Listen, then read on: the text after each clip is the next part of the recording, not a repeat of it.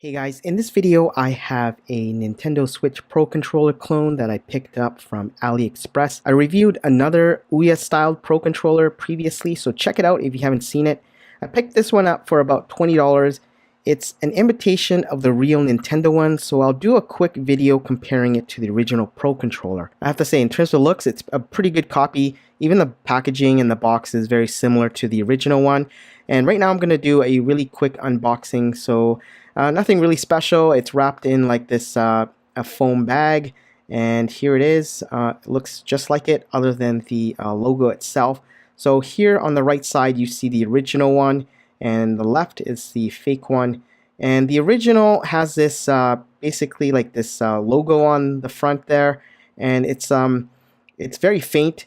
But on the fake or the clone there isn't one, and on the back you'll find that there's no markings that say Nintendo, so it's completely smooth and blank. And again, if you were to look at the original one, it actually says Nintendo there. So that's how you can tell if it's a fake or a clone, because it's a really good copy of it. So other things that are included is the instruction manual. It's just a photocopy on how to pair it with your Nintendo Switch. I'll show you that a little bit in the video. And here is a USB-C charging cable. So just like the original, it uses a USB-C connector to charge it. So you could either use the included charger or the one that came with your Nintendo Switch. Something else that I wasn't expecting were these thumb grips. And I actually use these on all of my controllers because I don't like to damage my thumbsticks, because over time you're going to wear them out. So what I do is I buy these thumb grips to put on them to give me a little bit more grip, as well as protect them. And it's nice how they actually included them, and they come in different sizes, like in terms of thickness, and they just basically go over your thumbsticks. So that's really cool how they included several different kinds for them.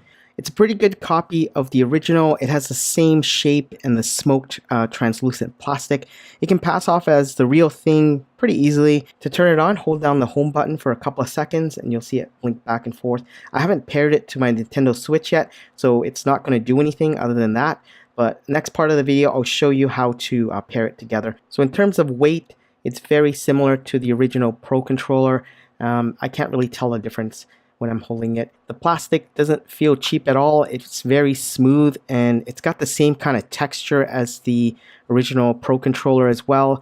And the analog sticks and the buttons are very similar. Like I'm moving the analog sticks here and they feel very much like the original, and the buttons feel the same. The only difference really is the plus and minus buttons. They are kind of raised a little bit higher, and they seem to be a little bit more clickier than the original. But in terms of the analog stick and the D-pad and the actual face buttons, they're perfectly fine. The trigger is the same. I really can't tell a whole lot of a difference between the two. But again, my Pro controller is a little bit worn out because I've been using it for a while.